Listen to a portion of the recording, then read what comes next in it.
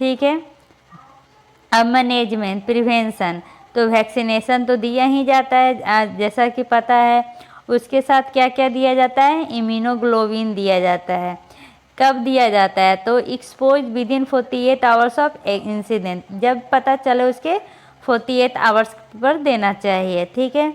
और भी क्या इसमें मेजरमेंट है, ब्लड डोनर को देखना है कि उसको जो ब्लड डोनेट कर रहे हैं उनमें तो हेपेटाइटिस बी नहीं है, ये सब प्रिकॉशन करना पड़ता है। और एडिशनल क्या करना पड़ेगा, जब आप कोई काम करें तो हाथ धो के करें, सेफ सेक्स करें। उसके बाद अपने पार्टनर में चेक करवा लें कि हेपेटाइटिस बी है कि नहीं है। ब्लड में कांटेक्ट, डायरेक्ट ब्लड के कांटेक्ट में आने से अवॉइड करें। ठीक है, यही सब है। चलिए अब आते हैं हेपेटाइटिस सी, यहाँ से हमारा मेन टॉपिक है। वहाँ तक तो हमने पिछले वीडियो में डिस्कशन कर लिया था। अब आते हैं हेपेटाइटिस सी, इसका इंट्रोडक्शन क्या है। Most new infection with HIV are subclinical, क्या कह रहा है, जो हेपेटाइटिस सी वायरस है वो क्या है, सब क्लिनिकल है। Majority of hepatitis C virus patient develop chronic hepatitis, मतलब सी वायरस के कारण क्रोनिक, याद कीजिए हेपेटाइटिस ए के कारण एक्यूट होता था, क्रोनिक नहीं। हेपेटाइटिस बी के कारण एक्यूट और क्रोनिक दोनों होता था, और हेपेटाइटिस सी के कारण क्या होता है, क्रोनिक हेपेटाइटिस होता है। ठीक है। अब क्या कह रहा है, क्रोनिक हेपेटाइटिस होता है, याद रखिए। ए होता है जो acute hepatitis, B acute chronic दोनों, और सी जो होता है वो क्रोनिक हेपेटाइटिस होता है। और क्रोनिक हेपेटाइटिस के साथ क्या क्या होता है, चिरहोसिस होता है, मतलब कि 10 to 20% पीपल में क्या होगा, चिरहोसिस होगा। तो अब आते हैं उसके बाद क्या होगा, तो उसके बाद आपका हेपेटोसेलुलर कार्सिनोमा भी हो सकता है, किसमें, हेपेटाइटिस सी में। तो ये याद रखिएगा, ये बहुत ही बर्डन वाला काम है। अब इसके ट्रांसमिशन कैसे होते हैं, तो पहला का ट्रांसमिशन तो खाना खाने से होता था, दूसरे का ट्रांसमिशन सेक्सुअल से, मेनली सेक्स ये सबसे, या ब्लड कांटेक्ट से होता था। और हेपेटाइटिस सी का कैसे होता है, तो इंट्रावेनस ड्रग्स, जो हम इंट्रावेनस ड्रग्स लेते हैं उसके कारण हो सकता है। अनस्क्रीन ब्लड प्रोडक्ट के कारण हो सकता है। वर्टिकल ट्रांसमिशन मतलब कि माँ से बच्चे में भी आ सकता है। नीडल स्टिक इंजरी दवा के कारण भी हो सकता है। टूथब्रश को शेयर करने पर भी हो सकता है। ठीक है, तो इसलिए कहते हैं टूथब्रश को कभी शेयर नहीं करना चाहिए, अपना टूथब्रश खुद यूज करना चाहिए। Transmission of blood product is not fortunately rare, मतलब ब्लड प्रोडक्ट के द्वारा इसका ट्रांसमिशन रेयर ही हो गया है। अब आते हैं इसके साइन एंड सिम्टम, तो साइन एंड सिम्टम क्या है, अगर एक्यूट है तो क्या होगा, पहले जॉन्डिस होंगे, फैटिग होगा, वीकनेस आएगा, यूरिन डार्क होगा, एब्डोमिनल पेन होंगे, नौसिया होगा। नौसिया मतलब क्या होता है, याद रखिए, नौसिया मतलब होता है वोमिटिंग जैसा फीलिंग होना, वोमिटिंग नहीं। ठीक है। अब क्रोनिक में क्या होते हैं, तो about 80% of those exposed to the virus develop chronic infection, मतलब 80% जो है एक्सपोज होते हैं वो क्रोनिक इन्फेक्शन के कारण होते हैं। क्रोनिक इन्फेक्शन क्या होता है, आफ्टर सर्वर ईयर, मतलब इसको लेने में टाइम होता है। और क्रोनिक इन्फेक्शन के बाद क्या होता है, चिरहोसिस होता है। उसके बाद क्या हो जाएगा, तो हेपेटोसेलुलर कार्सिनोमा हो जाएगा, जैसे कि पहले ही बता दिया है। लीवर चिरहोसिस के कारण क्या हो सकता है, पोर्टल हाइपरटेंशन हो सकता है, और क्या हो सकता है, एस्काइट्स हो सकता है, और क्या हो सकता है, तो ब्लीडिंग हो सकती है, और क्या हो सकता है, तो वेरिसेज हो सकते हैं, और क्या, जॉन्डिस। ये सब क्या है, सिम्टम्स हैं। ठीक है। अब चलते हैं इन्वेस्टिगेशन, तो कैसे करेंगे, सेरोलॉजी के द्वारा करेंगे, और क्या करेंगे, लीवर हिस्टोलॉजी के द्वारा करेंगे, और क्या करेंगे, लीवर ट्रांसप्लांटेशन के लिए करेंगे। अब इसका प्रिवेंशन क्या है, जैसा कि हम देखें कि हेपेटाइटिस बी के लिए क्या है, वैक्सीनेशन है, बट हेपेटाइटिस सी के लिए भी कोई भी वैक्सीनेशन नहीं है। अब एपिडर्मियोलॉजी में क्या देखते हैं कि जो ये है, ये मेजर कॉज ऑफ डिजीज है हेपेटाइटिस सी वायरस, और ये क्या होता है, 175 मिलियन पीपल को अफेक्ट कर चुका है। ठीक है, ये इतना इम्पोर्टेंट नहीं है जानने का। अब आते हैं sign and symptom. Acute hepatitis में क्या होता है, बी रहे या डी रहे, क्या हो जाएगा उसमें, फ्यूमुलेटिव हेपेटाइटिस होता है। ठीक है, फ्यूमुलेटिव हेपेटाइटिस मेनली क्यों होता है, तो बी और डी के कारण। अब क्या करें, सुपर इन्फेक्शन। सुपर इन्फेक्शन क्या होता है, एक बार इन्फेक्शन हो चुका है, दोबारा जब इन्फेक्शन होता है उसको कहते हैं सुपर इन्फेक्शन। तो वही कह रहा है कि अगर हेपेटाइटिस भी आपको एक बार हो चुका है और वो सही हो गया और दोबारा वो इन्फेक्शन आया तो हेपेटाइटिस डी के कारण होगा, जो सुपर इन्फेक्शन में आएगा। ठीक है, अब आते हैं हेपेटाइटिस ई। हेपेटाइटिस ई का ट्रांसमिशन कैसे होता है, तो फीकल ओरल रूट के द्वारा होता है। इसको हम क्या है अच्छा से नीचे डिस्कस करेंगे। अच्छा, अब क्या कर रहा है, अदर वायरल हेपेटाइटिस, मतलब hepatitis A B C D E ही नहीं होते, और भी होते हैं, जैसे कि इप्स्टेन बार वायरस। ये किसके कारण होता है, माइल्ड हेपेटाइटिस के कारण होता है। और इसमें कौन सी डिजीज होती है, तो इन्फेक्शियस मोनोन्यूक्लियोसिस होता है। ईबीवी वायरस इन्फेक्शन किस के कारण क्या होता है, इन्फेक्शियस मोनोन्यूक्लियोसिस, याद रखिएगा। इप्स्टेन बार वायरस के कारण क्या होता है, इन्फेक्शियस मोनोन्यूक्लियोसिस होता है। साइटोमेगैलो वायरस, साइटोमेगैलो वायरस मेनली न्यूबॉर्न में होगा, नहीं तो इम्यूनो कंप्रेस्ड में होगा। किस में होगा, न्यूबॉर्न में होगा और इम्यूनो कंप्रेस्ड में होगा। ठीक है, अब हर्पिस वायरस, हर्पिस वायरस किसके कारण कहाँ पे होता है, ये भी न्यूबॉर्न और इम्यूनो कंप्रेस्ड में होता है। इसके कारण क्या होता है, तो cytopathic changes and hepatic necrosis होता है। अब हो गया येलो फीवर। येलो फीवर कहाँ पे होता है, तो हेपेटाइटिस का क्या होता है, सीरियस और मेजर कॉज होते हैं।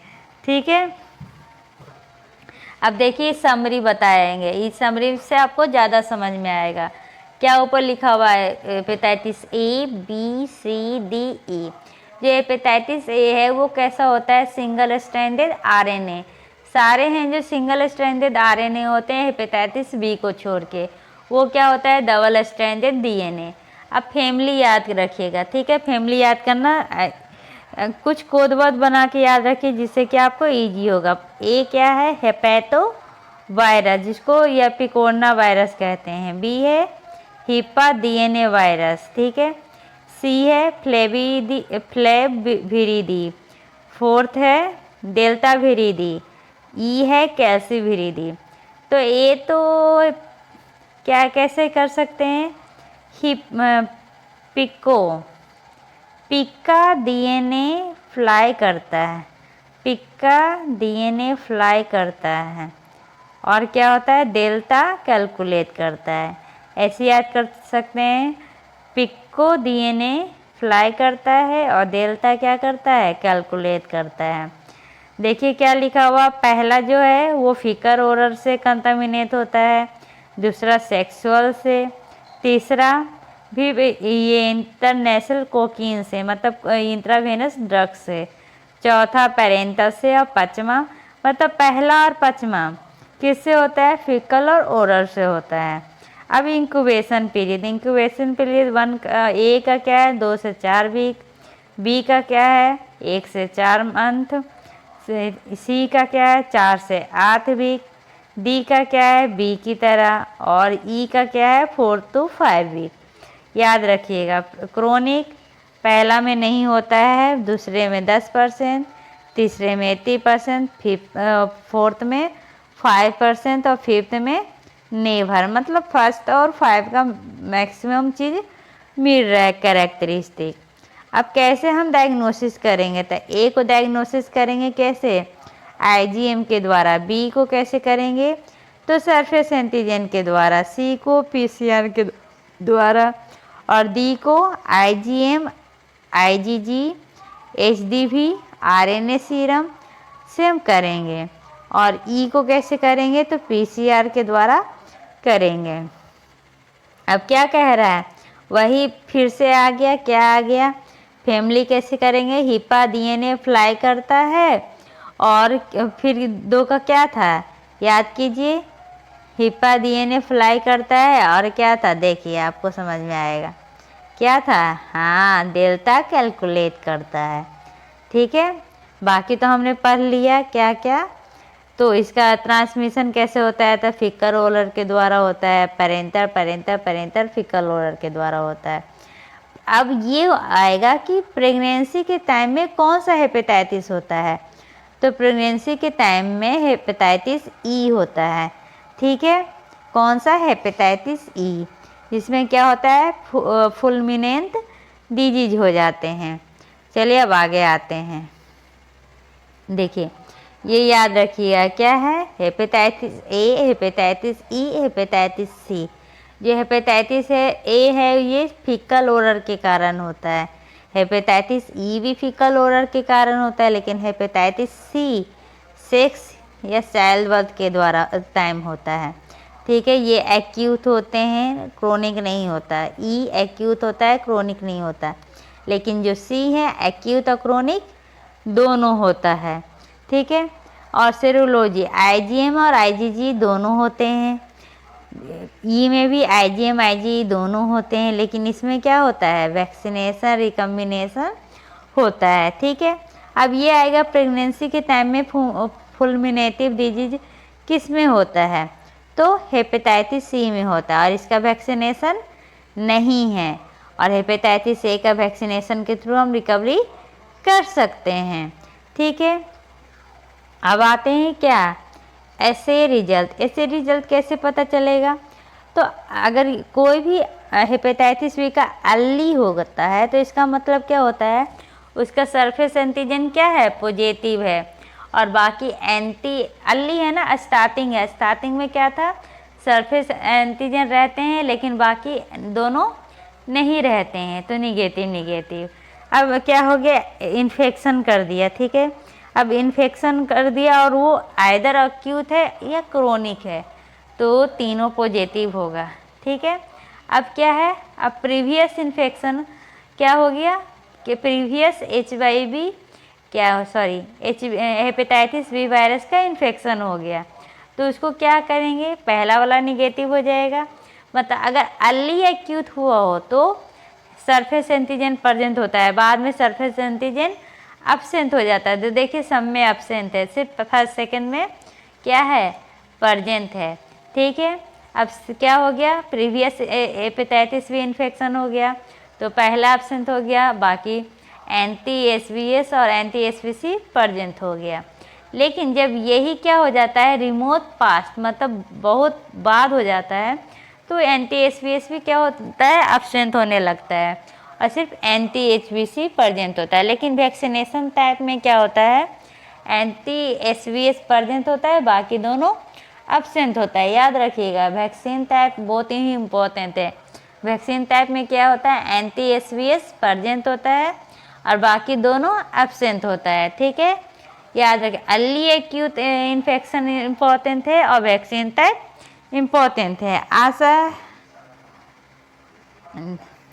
फिर देखिए, यहाँ पे लिखा हुआ है एक्यूट इन्फेक्शन में क्या होता है? IgM पॉजिटिव होता है।